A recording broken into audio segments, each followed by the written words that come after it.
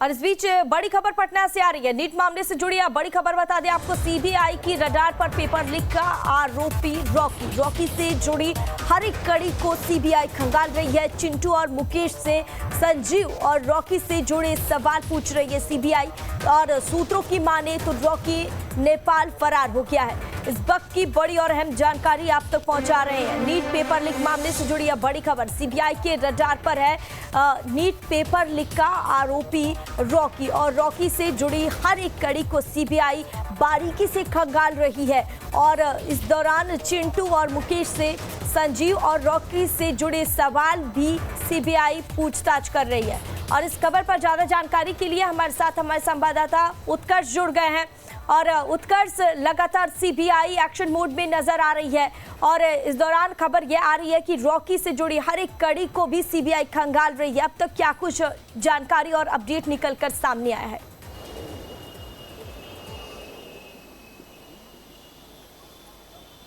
और बिल्कुल देखिए, चिंटू जो है वह मूल रूप से कंकड़बाग में रहता था और ऐसे में जब नीट पेपर लीक मामला हुआ तो 5 मई को रॉकी जो है, माफ करें 4 मई को रॉकी जो है वो चिंटू से मिलने उसके घर गया था और ये आखिरी मुलाकात जो है वो चिंटू और रॉकी की हुई थी। उसके बाद रॉकी जो है ये माना जा रहा नेपाल फरार हो गया, क्योंकि जब से संजीव मुखिया का कोई ट्रेसिंग नहीं मिल पा रहा है उसके बाद से ये माना जा रहा है कि उसी के साथ उसका भतीजा जो रॉकी है वो भी यहाँ से नेपाल फरार हो चुका है। क्योंकि अगर पटना से बात की जाए तो महज 4 घंटे का रास्ता नेपाल का है, तो कोई भी आरोपी जो होता है वो सबसे पहला पनाह जो है वो नेपाल ढूंढता है, क्योंकि नेपाल से कनेक्शन जो है इंडिया का कट जाता है और इंडिया के पुलिस जो है वो नहीं ढूंढ पाती है। कई जांच एजेंसी कोशिश भी कर लेती है, लेकिन जो समन्वय होता है दो अंतर्राष्ट्रीय कह सकते हैं कि राजधानी का यानी कि दूसरे देश का, वहां से समन्वय नहीं बन पाता और लोग जो है गिरफ्तार नहीं हो पाते हैं। तो मूल रूप से ये दोनों नेपाल फरार हो चुके हैं।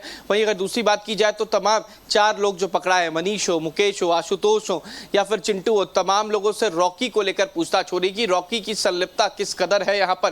क्योंकि संजीव मुखिया से पहला क्वेश्चन जो है वो रॉकी के पास गया था और रॉकी ने ही चिंटू को व्हाट्सएप पर ये तमाम क्वेश्चन भेजे थे।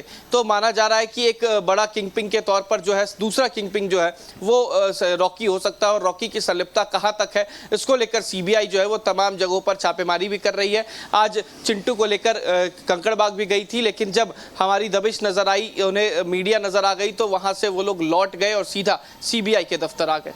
नैना, हाँ, लेकिन अब कहा जा रहा है कि रॉकी नेपाल फरार हो चुका है, लेकिन इसको लेकर क्या कुछ जानकारी मिल रही है?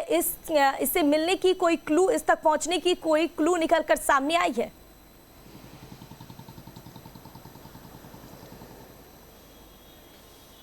अब बिल्कुल देखिए, जो 4 जून को चिंटू और रॉकी की मुलाकात हुई थी तो रॉकी ने पहले ही कहा था कि अब उससे मुलाकात जो है वो असंभव है। वो बिहार में नहीं रहेगा, ना ही भारत में, कई ऐसी जगह पे रहेगा जहां पर पुलिस का ढूंढना कहीं ना कहीं एक परेशानी का सबक होगा। तो उसके बाद चिंटू के कहने पर या चिंटू के आदेश अनुसार ये माना जा रहा है कि अब जो रॉकी और संजीव मुखिया है वो भारत में नहीं है, वो नेपाल फरार हो चुका है। और नेपाल में काफ़ी शांत जगह उसे मिला है, काफ़ी अच्छा जगह मिलता है पनाह के लिए, क्योंकि जो लोग यहाँ से भागते हैं और वहाँ से समन्वय जो है नेपाल का भारत से नहीं है, इस वजह से जो आरोपी है वो भाग जाते हैं और उन्हें पकड़ना काफी मुश्किल हो जाता है। हाँ, ठीक है। अब देखना होगा कि सीबीआई की जांच रॉकी तक कब पहुंचती है और कब रॉकी जो फरार चल रहा है कब गिरफ्त में आता है। ऐसे में तमाम जानकारी साझा करने के लिए उत्कर्ष बहुत बहुत शुक्रिया आपका।